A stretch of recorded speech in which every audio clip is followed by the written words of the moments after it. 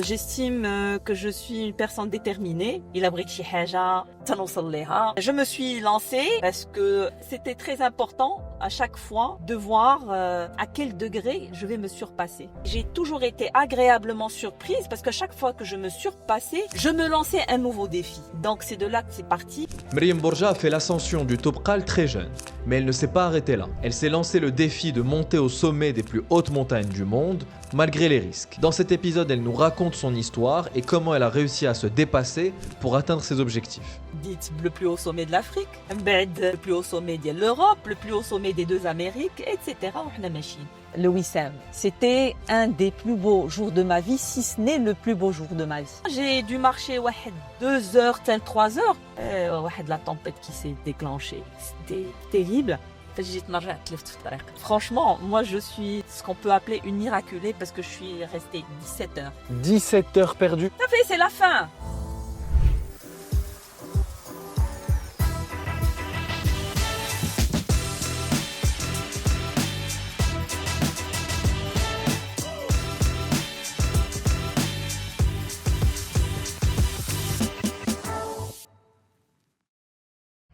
Mriem Borja, bienvenue. Merci. Très très heureux de te recevoir. Épisode un peu spécial, très spécial même. On est dans une Dacia Bigster. On est dans Casablanca, on va faire un petit tour et discuter un petit peu. Si Parfait. Ça te va, bien sûr. On y va. Donc Mriem, tu es une alpiniste marocaine. Première femme à avoir atteint certains sommets. Tu vas nous en parler d'ailleurs de ces défis que tu t'es lancé. Tu as reçu un Wissam à LAoui pour tes exploits d'ailleurs. On va en parler aussi. Est-ce que pour commencer, je peux te laisser te présenter? Merci beaucoup Simo, merci pour l'invitation. Alors, معكم Mriem Borja, je suis née à Stat, mais Bedaouia. J'ai toujours grandi à Casablanca, donc casablancaise de cœur. Le sport, ça a toujours été une passion. J'ai démarré assez tôt d'ailleurs. La danse classique, j'ai enchaîné la natation. Première réalisation, j'ai été vice-championne du Maroc 200 mètres les 4 nages. Ensuite, j'ai arrêté le sport pour diverses raisons. Les parents, diplôme, donc j'ai arrêté pendant longtemps. J'ai repris pratiquement après 12 ans. Comme quoi, il n'est jamais trop tard pour bien faire. J'estime que je suis une personne déterminée. On va dire راسي قاصح الا بغيت شي حاجه تنوصل ليها المهم تنتقاتل تندير اللي عليا باش نوصل ليها et خاصني شويه de l'énergie pour tout ça, n'est-ce pas Simo? Donc j'aime bien aussi cuisiner, je reçois assez souvent ma famille et mes amis.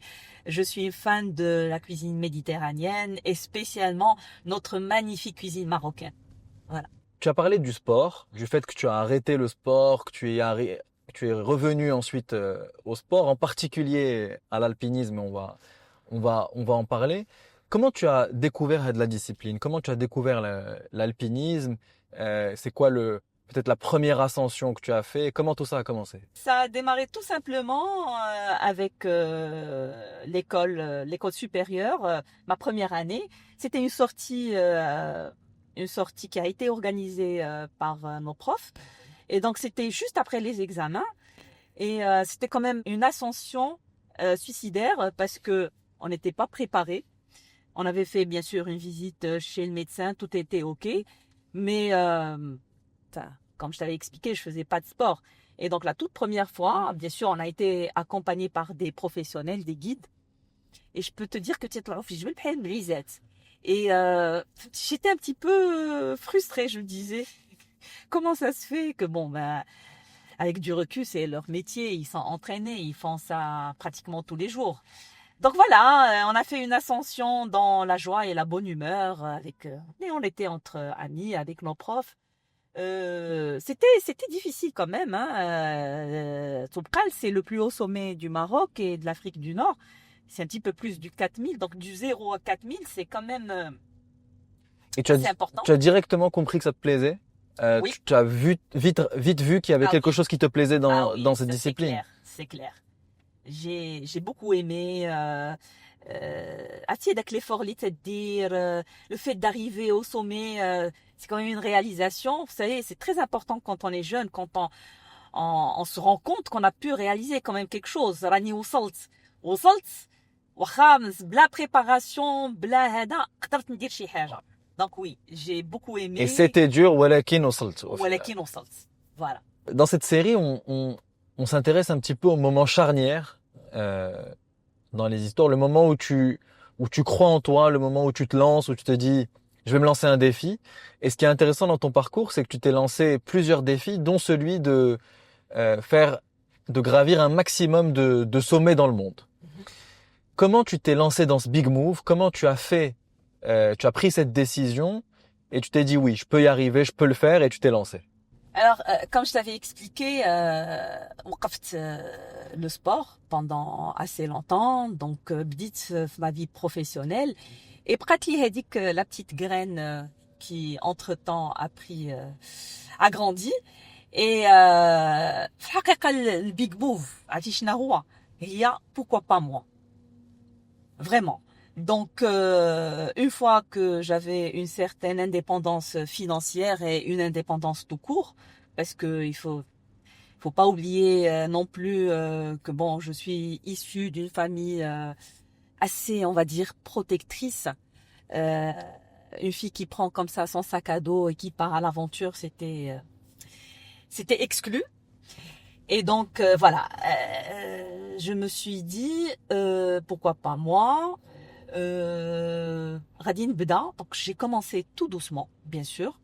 Petite les randonnées, je suis le trekking, donc on faisait beaucoup de rencontres. On rencontrait des trekkers, des alpinistes qui venaient de l'autre bout du monde, donc qui était super intéressant de connaître leur histoire, de connaître leur parcours. Et donc voilà, je me suis dit allez. Donc j'ai démarré avec les sommets في المغرب. عندنا واحد البلاد واعرة بزاف. Il faut pas oublier non plus que nous avons les chaînes de l'Atlas, le grand, le moyen, le petit. Et je pense que tout le monde le sait pas. D'ailleurs, Anna, je me suis rendu compte de ça quand j'ai regardé un peu ton parcours, mais qu'il y a qui j'aime pour faire de l'alpinisme في المغرب. Et le Maroc est un pays d'alpinisme. Absolument. Donc tu as eu un petit peu l'espace pour te lancer aussi, oui, pour commencer. Nous avons tout ce qu'il faut, les activités de la montagne. عندنا ça m'a pour tous les goûts. Il y a la randonnée, il y a le trekking, l'alpinisme au vrai sens du terme des parois la région d'El Teria. Franchement, zama Nes qui aime les activités de la montagne, que du bonheur, que du bonheur. Donc voilà. Je me suis lancée parce que احنا كنا دايرين واحد الفكرة على راسنا بأن دايرين لراسنا واحد لي ليميت. Et فاش تكون في le feu de l'action, tu te rends compte parfois quand le physique lâche, le mental prend les rênes. دائما et j'ai toujours été agréablement surprise parce que chaque fois que je me surpassais, je me lançais un nouveau défi. Donc c'est de là que c'est parti. Alors voilà, je fais un petit peu le tour des sommets au Maroc. Et puis عاوتاني جاتني الفكره ديال علاش ما نديرش لي سومي ديال les autres pays. Donc voilà, je suis africaine bien sûr, dites le plus haut sommet de l'Afrique. من بعد le sommet ديال le plus haut sommet ديال l'Europe, le plus haut sommet des deux Amériques, etc. وحنا ماشيين. C'était très important à chaque fois de voir à quel degré je vais me surpasser et quelles étaient mes limites. Encore une fois, on se met des limites qui n'ont rien à voir avec les vraies limites. Donc, Simo, le Big Move, c'était, comment te dire, un mélange d'audace et confiance en soi. Confiance en mon potentiel et de mes capacités et ma force mentale. Ok, donc tu te lances dans ça, et tout à l'heure, tu as commencé à me parler un petit peu de l'impact de la famille.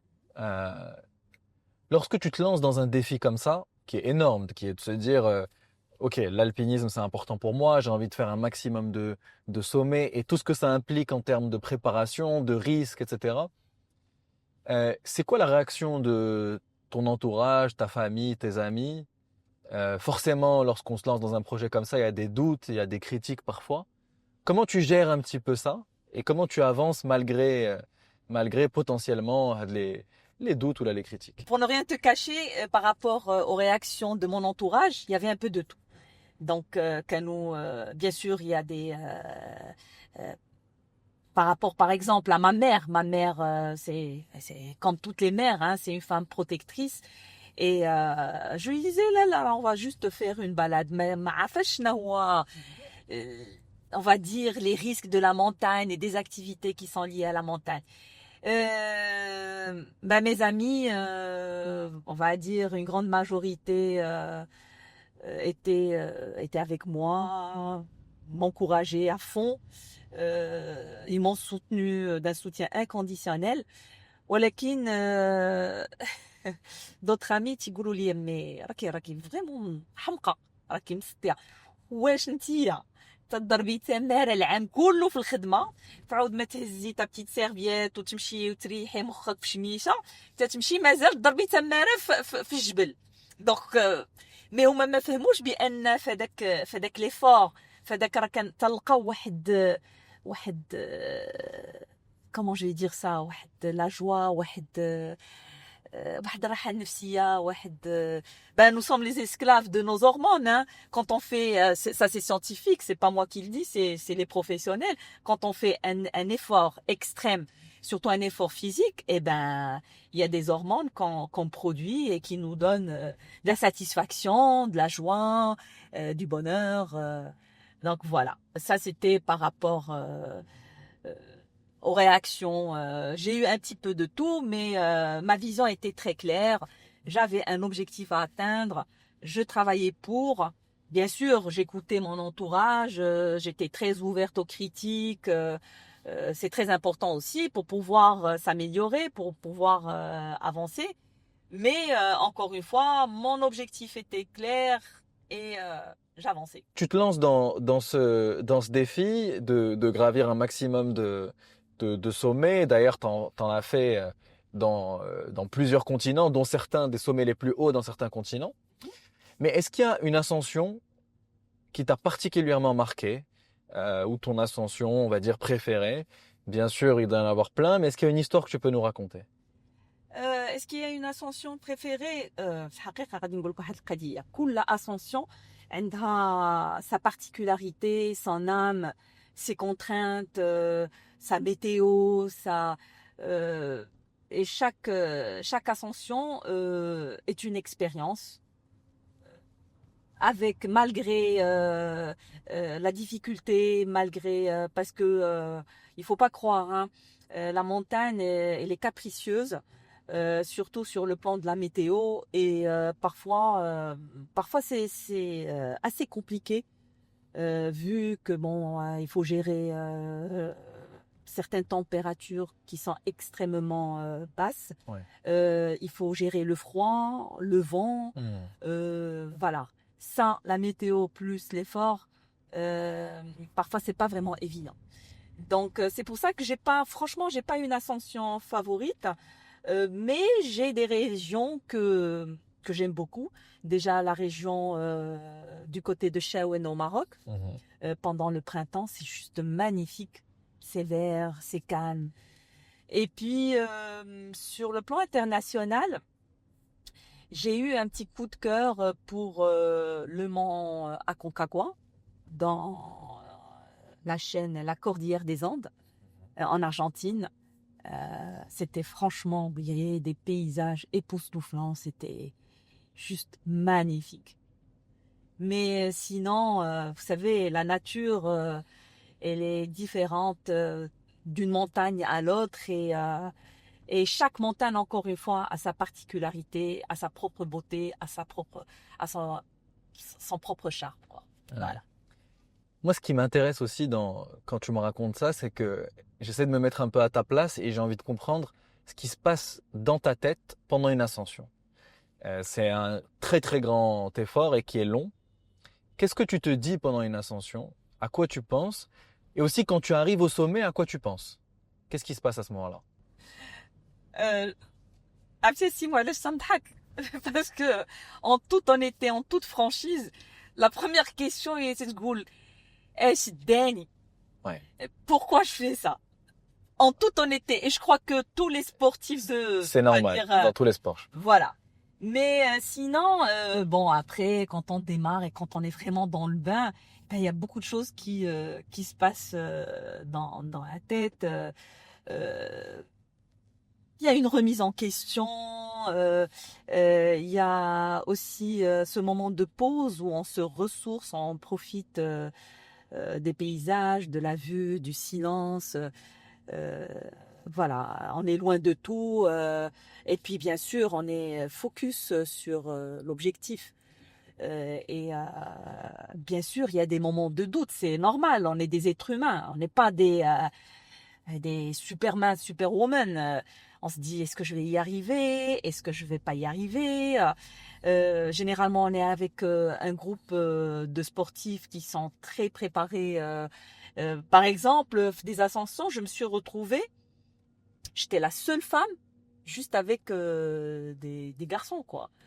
Et donc, voilà, c'est des questions qui vous taraudent. Il y a des moments de doute, des moments de... Et puis, au fur et à mesure qu'on avance, la confiance en soi prend le dessus. Et plus on approche, plus on est heureux, plus... Et encore une fois, le mental prend les rênes. Et on se dit, je vais y arriver. C'est une automotivation. بغيت نوصل غادي نوصل وخاصني نوصل. Et qu'il y a de la confiance qui monte au fur et à mesure. Ah oui, la confiance, c'est quelque chose de très important. Parce que tu te prouves que tu peux continuer au fur et à mesure. Absolument. C'est très, très important. La confiance, il ما كانش الواحد ما يمشيش لهاد le type d'aventure. Et quand tu arrives au sommet, qu'est-ce qui se passe dans ta tête? Alors j'ai vu une vidéo incroyable de toi, je sais plus quel sommet c'était. Ça, c'était le plus haut sommet de l'Europe. En plus, c'est du coup dans quel pays? La Russie. C'est les Ouais. brousses. Et vidéo incroyable où tu arrives au sommet, que j'ai vu là il y a quelques semaines. Mais qu'est-ce qui se passe dans ta tête quand tu te dis c'est bon, j'y suis, je suis arrivé, j'ai réussi? Ben justement, l'ascension, il était un petit peu difficile et très compliqué. Et à un certain moment, encore une fois, فاش يكون le vent قبالتك, ça prend beaucoup plus de temps pour بحال دابا, je sais pas, le dernier jour, les guides قالوا لنا 7 heures pour arriver au sommet, donc on s'est levé évidemment super tôt. مشينا, mais à un certain moment, quand la tempête, il était question qu'on fasse demi-tour. Donc, tu te rends compte, la préparation, l'effort des jours d'ascension. Déplacement. Et le dernier jour, presque dès le demi-tour. Donc, c'était une explosion de joie quand on est arrivé, quand je suis arrivée, après un effort extraordinaire.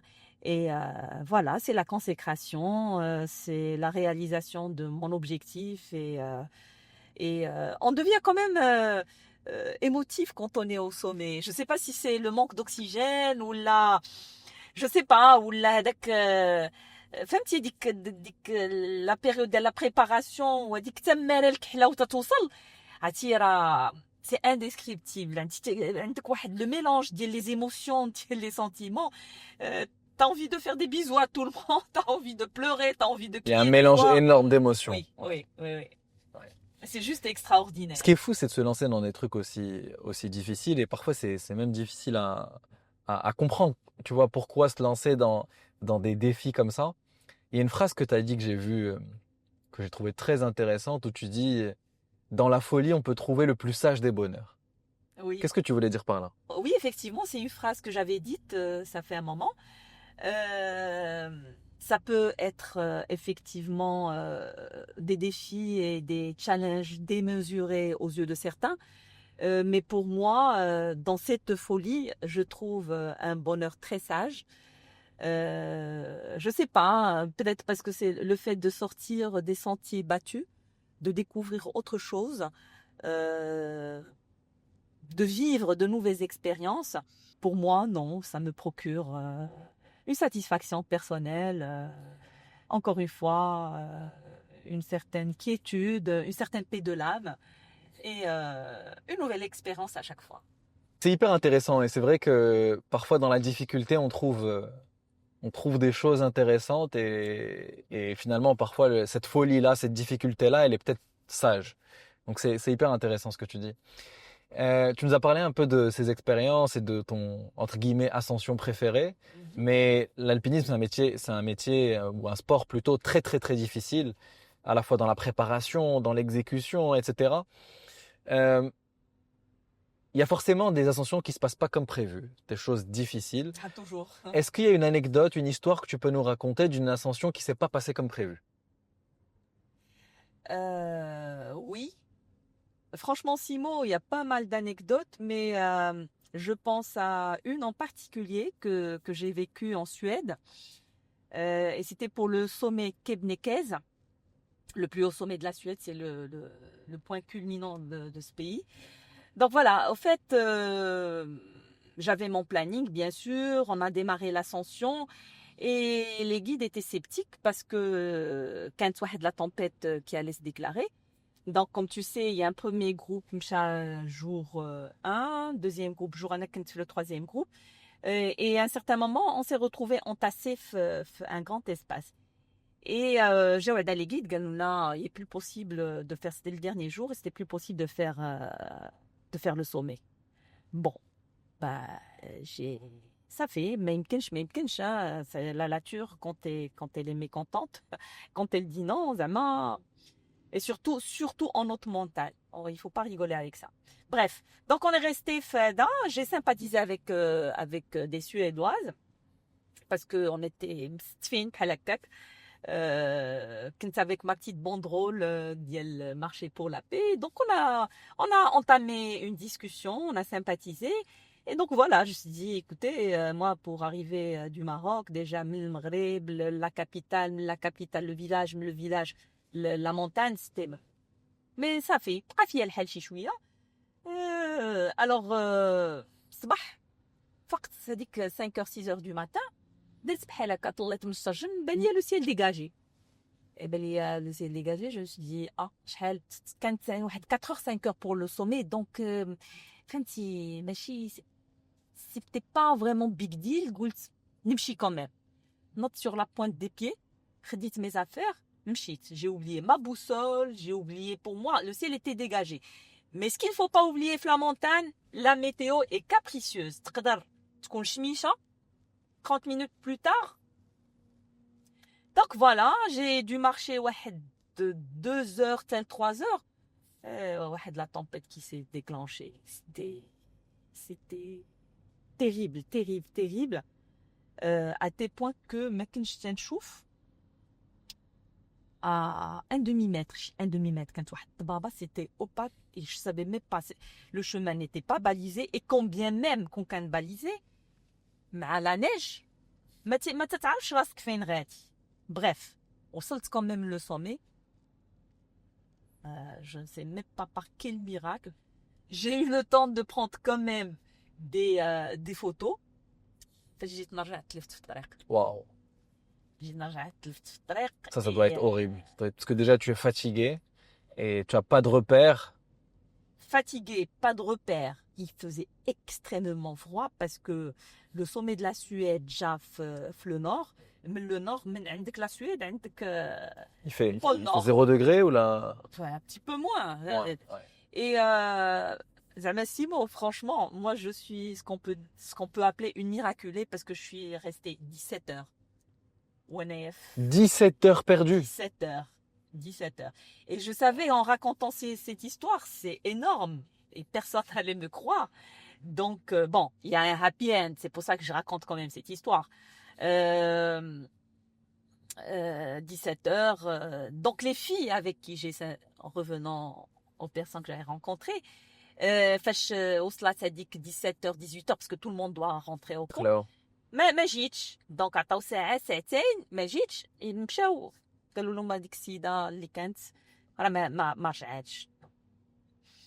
Ils ont alerté les autorités, bon bref, je t'ai parlé des détails. فاش كنت راجعه كاين واحد الطوتيم شاعلين فيه واحد البوله كبيره حمراء. Ils pouvaient pas venir à mon secours parce qu'il y avait la tempête, encore une fois. Ouais, ils allaient se perdre aussi. Ouais, voilà. Ouais. Et les filles, elles étaient extraordinaires parce qu'elles sont parties مشاو حتى واحد ما هذا ومشاو. Elles ont dû marcher quand même 1 heure بالليل pour venir elle comprenait pas Magic, donc j'étais en difficulté la montagne. Donc moi, tant bien que mal, finalement, le et voilà, elles m'ont secouru. Et donc, hospitalisation. C'était Mais ma première expérience. J'ai mon l'hélicoptère, c'était plutôt... hospitalisation parce que Non, hospitalisation. hypothermie ou là parce que fatigue J'étais exténuée, ouais. c'était Et الخلع. ولكن هذوك les 17 heures, qu'est-ce qui se passe dans ta tête? À un moment, tu te dis, ça fait, c'est... Ça fait, c'est la fin. Parce que 17 heures, c'est... نقول لك شنو اللي vraiment qui m'avait encouragé, c'est le fait يديروني في صندوق ويوصلوني عند ma mère. Je voyais la tête de ma mère مسكينة, comment elle va. Je pouvais pas permettre ça. Et donc voilà, alhamdoulilah, on va dire que mon heure n'était pas arrivée. باقي ما وصلش الأجل. Et وصلت. Et باش حيت كنت غادي نجي نعاود القصة وما كاينش, il n'y avait pas de preuve. J'ai invité ces Suédoises. J'ai organisé une petite fête parce qu'elles m'ont sauvé quand même la vie. هذيك الساعة اللي بقات لي زعما franchement صافي j'allais lâcher parce que فاش جاو أنا طحت ils étaient 3 et جوج اللي جاو المغرب حرت عليهم parmi ma famille et tout et ils ont raconté l'histoire, enfin elles ont confirmé mon histoire. Ouais. Mais bon, de leur côté, c'est ce qui est encore plus incroyable, c'est toi ce que tu as vécu pendant les 17 heures. Ah oui. Et il y a eu un avant-après cette histoire dans ta vie? C'est-à-dire qu'il y a eu un vrai impact? C'est clair. Ah oui, c'est clair. C'est que, comment te dire, il faut être humble vis-à-vis de la nature d'une manière générale et de la montagne en particulier. On n'est vraiment rien du tout. On est epsilon. Atif a dit que la tempête, et il faut faire très attention. Et j'ai retenu quand même la leçon, jamais, au grand jamais, partir seul comme ça, la haute montagne. Quelles que soient les conditions, tu pars avec quelqu'un. Ouais. Toujours avec quelqu'un parce qu'il y a toujours, il y a des chutes, il y a oui, دائما الواحد يكون فهمتي, la sécurité c'est d'être à deux et à deux. Il y a les avalanches, il y a des. Là j'ai pris un gros risque, mais je t'avais dit tout à l'heure, je sais pas, c'est une nature, hein. C'est une nature se surpasser et mais prendre des risques d'abord après coup, et avec du recul, jamais au grand jamais. Ça va, c'est à refaire, non. Parce que une fois ça passe, une deuxième fois je ne pense pas. Ouais, je t'ai posé la question justement du big challenge pour avoir un petit peu les difficultés, mais honnêtement je m'attendais pas à une histoire comme ça. C'est incroyable, c'est incroyable. De toute façon, j'ai gagné des amis déjà. C'est vrai, c'est vrai. J'ai fait la promotion de mon pays, mais sans venue, donc j'aurais fait découvrir du moins Casablanca. Et voilà, et c'est un happy end, c'est des choses. Hein. La vie, c'est pas un chemin tranquille. Hein. La vie, c'est avec son lot de défis, avec son lot de déceptions. C'est comme ça. Tu as le sport, l'alpinisme que tu fais, dans lequel tu arrives à un niveau hyper élevé. Et ce qui est intéressant, c'est qu'en parallèle, tu fais ça aussi pour des causes. Tu soutiens des causes en parallèle de tes activités. Tu as travaillé notamment sur un projet qui s'appelle Marcher pour la paix, en parallèle de l'alpinisme. Comment tu as réussi à allier le sport et cet engagement-là pour des causes? Alors, Simo, depuis mon jeune âge, j'aime bien faire des actions humanitaires, participer à des causes. Et puis, Fachoulet a dit une notoriété. Je me suis dit, pourquoi pas l'exploiter. Et en effet, j'ai participé à pas mal d'ascensions, notamment pour la lutte contre le cancer, l'Alzheimer. Et puis j'ai pensé à mon propre projet qui était marcher pour la paix. Donc l'objectif le projet d'Iel marcher pour la paix, c'est que tu chauffes des pays où il y a, je sais pas, des conflits, des guerres, etc. Et le but, c'est d'inviter ces alpinistes à venir faire le plus haut sommet du Maroc, qui est le Toubkal. Et en contrepartie, تمشي عندهم أنا pour faire le point culminant de leur pays. Et donc voilà, l'idée, c'est que nous, entre les peuples, c'est on privilégie la paix, ce qui a une communication au-delà des, on va dire des enjeux qui se jouent un peu les hautes sphères, des enjeux politiques notamment. Donc voilà, il y a eu des échanges avec des alpinistes de différentes nationalités et je continue d'ailleurs sur cette voie tant que je peux, tant que j'ai la force, tant que c'est pas trop compliqué. Et c'est quand même intéressant comme expérience. Ouais, complètement. Ce que j'ai vu aussi, et ce dont tu m'as parlé qui était intéressant, c'est que tu as l'alpinisme d'un côté et ton engagement dont on a parlé, qui te prend beaucoup de temps, où tu vas très très loin. Mais en parallèle de ça, tu as aussi un travail un peu plus classique, on va dire. Oui, absolument. Avec en plus beaucoup de responsabilités. Comment tu réussis à allier les deux, à la fois l'alpinisme, ta passion et ton travail? Franchement, c'est un défi. C'est un défi à relever. Oui, parfois, parce que même mon travail est contraignant. Mais bon, il faut juste trouver le bon équilibre. C'est une histoire d'organisation et de planification. Wacha, on a beau z'ama planifier, hada b'khtarat l'ghalb Allah, tu es super fatigué, t'as pas envie, on est des humains. Mais فاش عاود تتفكر في ton objectif, فاش عاود تتفكر في ton engagement, فاش فهمتي فاش عندك un plan d'entraînement qu'il faut suivre à la lettre, تزادك واحد شويه ديال لا بريسيون وتداك الصباح ما كان تتصوني عرفتي ديك القضيه ديال تتصوني ل5:30 6 قل 25 6 قل تولوت 6 لا في الاخر تقول خاصني نوض خاص عندك غير هذوك les 10 premières minutes qui sont très difficiles. Et revenant à la planification et l'organisation, moi c'est une organisation hebdomadaire. J'ai une vision claire sur mon entraînement sur la semaine. Et donc, en fonction, le week-end, généralement, c'est dire mon planning. Parce que même mon travail, il y a beaucoup de déplacements. Donc, j'essaie de trouver une sorte d'équilibre. Et واخا تنكون en déplacement دائما عندي واحد السبرديله واحد فهمتي هذا ديال l'entraînement في الكوفر دائما هذاك دائما عندي في الكوفر فين ما كنت ما قدرتش في الصباح c'est بالليل.